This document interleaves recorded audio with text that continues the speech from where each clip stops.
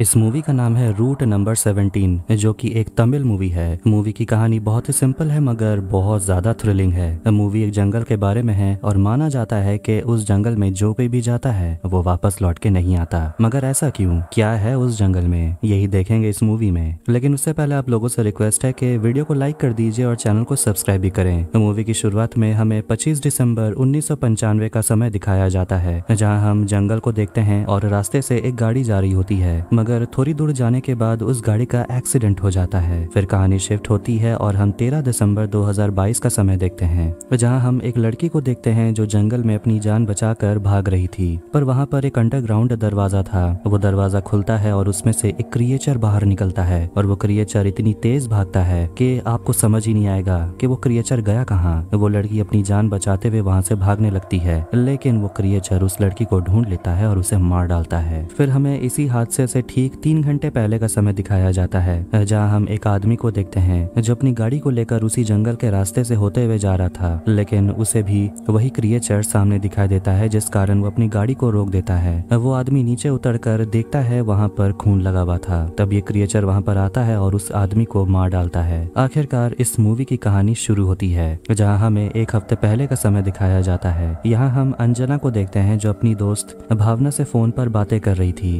वो बताती है कि वो अपने बॉयफ्रेंड कार्तिक के साथ एक दिन के लिए ट्रिप पर जा रही है। अंजना एक कॉलेज स्टूडेंट है और फिलहाल वो हॉस्टल में रह रही है। तभी वहाँ पर कार्तिक भी पहुंच जाता है और दोनों तैयार होकर अपने ट्रिप के लिए निकल पड़ते हैं। लेकिन कार्तिक कहता है कि उसे अपना फोन यहीं पर छोड़ देना होगा, क्योंकि वो नहीं चाहता कि उसे और अंजना को कोई डिस्टर्ब करे। इसीलिए दोनों अपना फोन वहीं पर छोड़कर अपनी गाड़ी में बैठकर निकल पड़ते हैं। वो लोग उसी जंगल में पहुंचते हैं जहाँ वो दोनों एक साथ टाइम बिताने वाले थे, लेकिन वहाँ पर बोर्ड लगा हुआ था जिसमें लिखा था कि शाम के 6 बजे के बाद यहाँ पर आना मना है और कोई भी गाड़ी यहाँ नहीं आनी चाहिए। लेकिन कार्तिक और अंजना दोनों उस बोर्ड को देखे बिना जंगल की ओर चले जाते हैं और दोनों मिलकर वहाँ पर आग जलाते हैं और एक साथ टाइम स्पेंड कर रहे थे। लेकिन वो क्रिएचर उन दोनों को देख लेता है और उन दोनों के ऊपर नजर रखता है। ऐसे ही करते करते अब रात हो जाती है और कार्तिक और अंजना दोनों गाड़ी में ही सो जाते हैं। लेकिन वो क्रिएचर उनकी गाड़ी के सामने से गुजरने लगता है और वो क्रिएचर इतनी जल्दी से गुजरता है कि कार्तिक को लग रहा था शायद बाहर कोई जंगली जानवर है। अंजना भी नींद से उठ जाती है और वो गाड़ी से बाहर निकलकर चेक करने के लिए जाती है, लेकिन कार्तिक गाड़ी से उतरने के लिए मना करता है। लेकिन फिर भी वो गाड़ी से उतर जाती है और वहाँ पर क्रिएचर आ जाता है और दोनों को बेहोश करके वहाँ से ले जाता है। इधर अगली सुबह हम देखते हैं कि हॉस्टल की वार्डन अंजना को ढूंढने लगती है और पुलिस स्टेशन जाकर कंप्लेंट करती है कि उसकी एक स्टूडेंट अंजना पिछले दिन से गायब है। वो अपने बॉयफ्रेंड के साथ बाहर गई थी, लेकिन पुलिस इंस्पेक्टर सलीम कहता है कि वो अपने बॉयफ्रेंड के साथ गई है और वो वापस आ जाएगी, चिंता करने की कोई बात नहीं। पुलिस स्टेशन हॉस्टल वार्डन को अपना फोन नंबर लिख कर जाने के लिए कहते हैं, अगर कुछ पता चले तो वो जरूर बताएंगे। हॉस्टल वार्डन ये भी बताती है कि उसका बॉयफ्रेंड कार्तिक यहाँ के एक्स मिनिस्टर गुरुमूर्ति का बेटा है। मिनिस्टर का नाम सुनते ही पुलिस इंस्पेक्टर चौंक जाता है और तुरंत काम पे लग जाता है।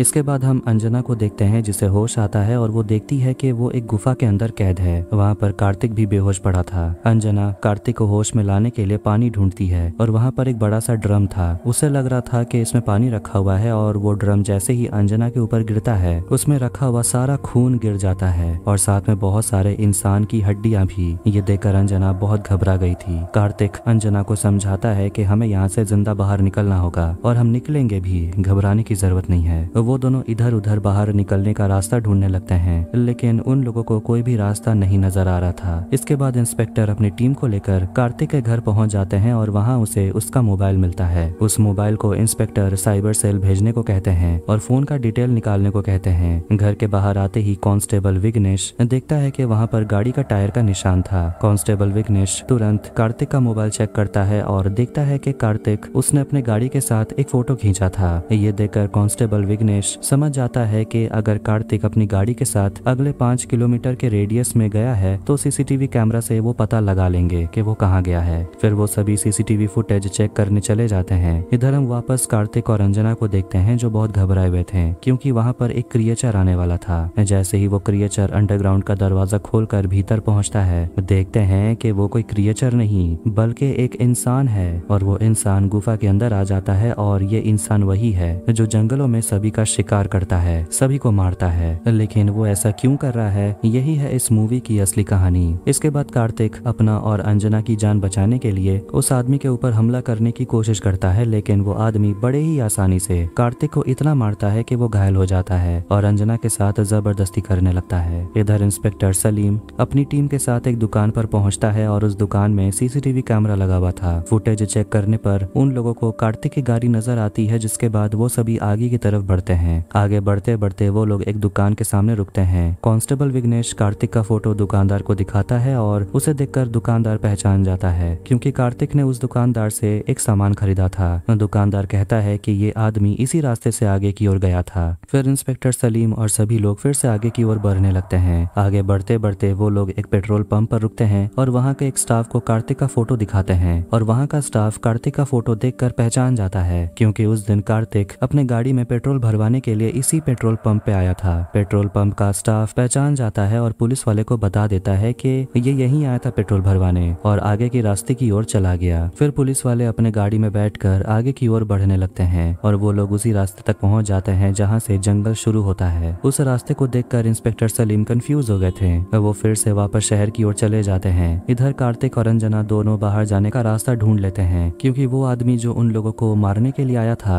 वो अंडरग्राउंड दरवाजे से ही अंदर आया था और उसी दरवाजे की मदद से कार्तिक और अंजना दोनों बाहर निकलने की कोशिश करते हैं, लेकिन बाहर वो आदमी जोर जोर से ड्रम बजा रहा था। कार्तिक और अंजना किसी तरह दरवाजे को खोलते हैं और गुफा से बाहर आ जाते हैं और वो लोग देखते हैं कि चारों तरफ जंगल ही जंगल है। फिर वो दोनों उसी आदमी को देखते हैं जिसने उन लोगों के ऊपर हमला किया था। दोनों वहां से भागने की कोशिश करते हैं, लेकिन वो आदमी उन दोनों को देख लेता है और उन दोनों को पकड़ के वापस गुफा के अंदर डाल देता है। लेकिन कार्तिक गुफा के अंदर सिर के बल गिरा था, जिस कारण उसकी वहीं पर मौत हो जाती है। लेकिन अंजना को लग रहा था कि कार्तिक जिंदा है, पर वो बेहोश है। इधर हम इंस्पेक्टर सलीम को देखते हैं जो अंजना का फोन चेक कर रहे थे और उसमें व्हाट्सएप में एक ऑडियो सुनते हैं जिसमें कार्तिक पूछता है कि क्या कोई लड़का अपनी गर्लफ्रेंड को डेट में ले जाने के लिए ऐसी जगह जाता है जहां बहुत सारे लोग हों या फिर एक ऐसी जगह जहां कोई भी ना हो।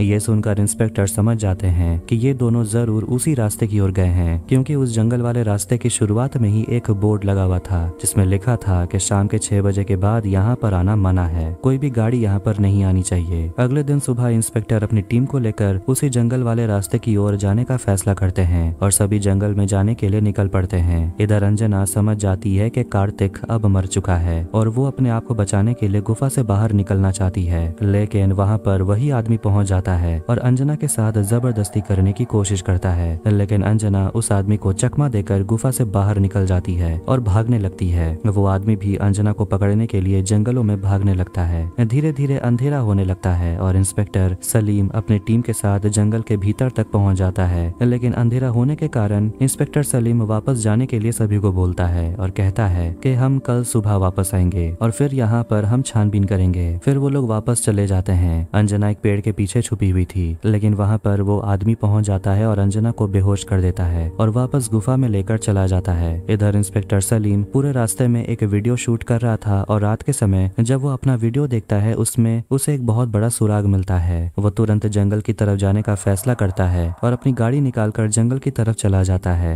लेकिन जंगल पहुंचने के बाद उसकी गाड़ी के सामने वही क्रिएचर सामने आ जाता है, जिसे देखकर वो अपनी गाड़ी को रोक लेता है और ये वही सीन है जो हमें मूवी की शुरुआत में दिखाया गया था। वो क्रिएचर वहां पर आता है और इंस्पेक्टर सलीम को बेहोश करके अपने साथ लेकर चला जाता है। अगले दिन उस जगह में भीड़ जमा हो जाती है और कांस्टेबल विघ्नेश इंस्पेक्टर सलीम की गाड़ी ढूंढ लेता है और उसमें रखी हुई सलीम की बंदूक अपने पास रख लेता है। न्यूज में बताया जाता है कि ये जंगल बहुत ही रहस्यमय जंगल है जहाँ बहुत सारे हादसे हो चुके हैं, जिसमें जॉन और उसकी फैमिली भी शामिल थी। वो भी गायब हो गए और मूवी की शुरुआत में हमें जो गाड़ी दिखाई दी थी वो गाड़ी जॉन और उसकी फैमिली की थी और उन्हीं के मौत के बाद से यहाँ पर बहुत सारे हादसे होना शुरू हो गए। इधर वापस इंस्पेक्टर सलीम को देखते हैं जिसे होश आ जाता है और वो अपने आप को एक गुफा में पाते हैं और दीवार के दूसरी तरफ से उसे एक औरत की आवाज सुनाई दे रही थी और वो औरत अंजना थी। उसके साथ वो आदमी भी था जो अंजना को परेशान कर रहा था, लेकिन अंजना की चिल्लाने की आवाज इंस्पेक्टर सलीम सुन पा रहा था। इसके बाद कांस्टेबल विघ्नेश को देखते हैं जो जंगल में हुए सारे हादसों का फाइल निकालता है और उसमें सभी एक ही तरह के हादसे की जानकारी लिखी हुई थी। उसमें एक रिपोर्टर नटराजन के बारे में लिखा हुआ था जो 25 साल पहले जॉन और उसकी फैमिली के एक्सीडेंट के बारे में न्यूज पेपर में पब्लिश करता है, लेकिन नटराजन जानता था कि जॉन और उसकी फैमिली का एक्सीडेंट हुआ नहीं था बल्कि उसे मारा गया था। ये बात जानने के बाद नटराजन को उसके जॉब से निकाल दिया गया, क्योंकि जॉन और उसकी फैमिली की मौत के पीछे बहुत बड़े बड़े नाम शामिल थे। नटराजन जॉन के केस की फाइल विघ्नेश को दे देता है और ये भी बताता है कि जॉन और उसकी फैमिली की मौत की वजह गुरुमूर्ति है। वो अपने जमाने का बहुत ही बड़ा पॉलिटिकल लीडर था। उस जमाने का एक बहुत बड़ा माफिया भी था जिसका नाम था कासिम इब्राहिम। गुरुमूर्ति कासिम और अपने 4 साथियों के साथ सैंडलवुड का स्मगलिंग करता था और इसके लिए वो लोग उसी जंगल में जाते थे सैंडलवुड के लिए। लेकिन वहाँ जो रास्ता बन रहा था उस रास्ते का नाम था रूट नंबर 17 और उस रास्ते को बना रहा था जॉन। गुरुमूर्ति जॉन को अपने गैंग में शामिल करना चाहता था लेकिन जॉन उसके साथ काम करने से मना कर देता है क्योंकि वो गैर कानूनी काम नहीं करना चाहता। गुरुमूर्ति जानता था कि अगर जॉन उसके साथ काम नहीं करेगा तो वो सैंडलवुड की स्मगलिंग नहीं कर पाएगा। इसलिए जॉन को जाल में फंसाने के लिए गुरुमूर्ति उसके साथ दोस्ती का हाथ बढ़ाता है और जॉन के बेटे फ्रेडी का 10वां जन्मदिन गुरुमूर्ति बहुत ही शानदार तरीके से मनाता है। फिर एक रात जॉन अपनी फैमिली के साथ अपने बनाए हुए रास्ते रूट नंबर 17 से घर जा रहा था लेकिन तभी वहाँ पर कासिम इब्राहिम आ जाता है और उसकी गाड़ी का एक्सीडेंट करवा देता है। फिर वहाँ पर गुरुमूर्ति अपने आदमियों के साथ पहुँचता है और यहाँ हमें पता चलता है कि गुरुमूर्ति ही जॉन को मारने के लिए उसी ने कासिम इब्राहिम को भेजा था। जॉन मर चुका था लेकिन उसकी बीवी बहुत बुरी तरह घायल हो चुकी थी और ये गाड़ी हमने मूवी के शुरुआत में देखा था जो कि 25 फरवरी 1995 का समय था। जॉन का बेटा फ्रेडी जंगलों की तरफ भाग जाता है और उन सभी को छुप छुप कर देख रहा था।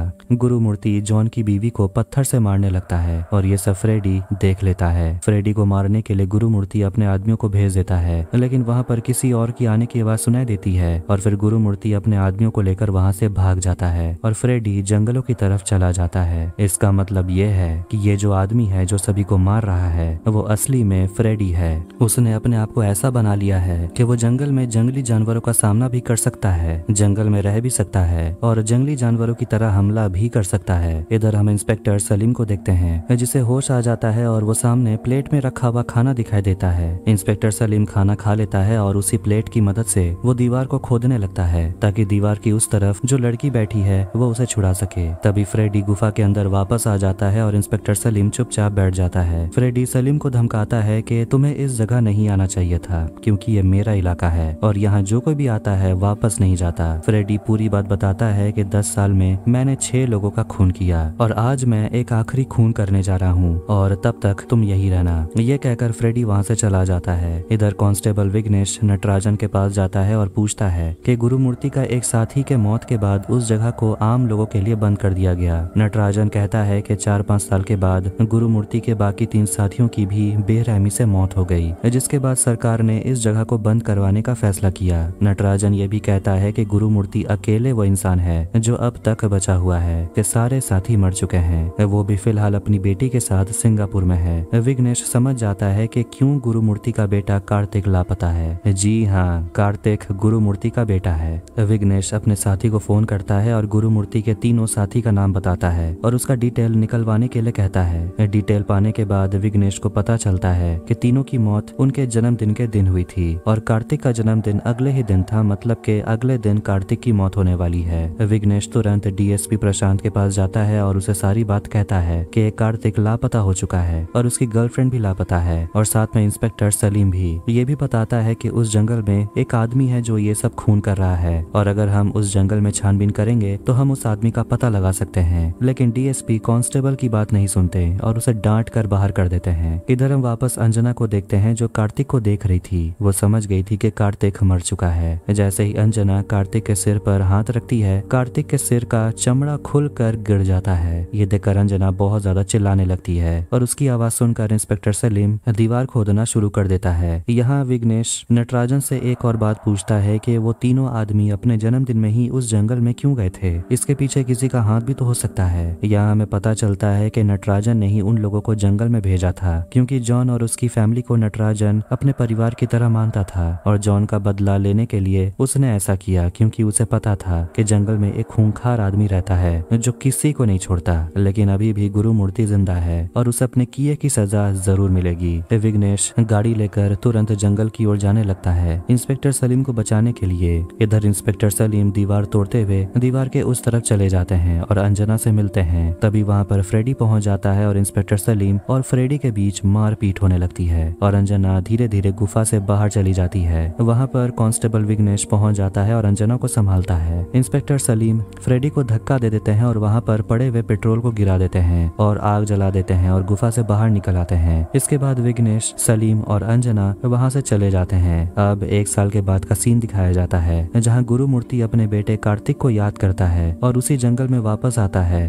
तभी अचानक पीछे से एक रस्सी गुरुमूर्ति के गले में फंस जाती है, जिस कारण गुरुमूर्ति की वहीं पर मौत हो जाती है। और वहाँ हम देखते हैं कि फ्रेडी पहुंच जाता है जो गुरुमूर्ति को मार देता है, यानी कि उस समय फ्रेडी मरा नहीं था बल्कि गुफा से भाग गया था और अब उसका चेहरा बुरी तरह जल चुका था। और आखिरकार फ्रेडी अपने माता पिता के मौत का बदला ले लेता है। और इसी के साथ 2024 में रिलीज हुई रूट नंबर 17 यहीं पर खत्म होती है। वीडियो अगर आपको पसंद आए तो वीडियो को लाइक करें, चैनल को सब्सक्राइब करें। मिलते हैं नेक्स्ट वीडियो में। Take care.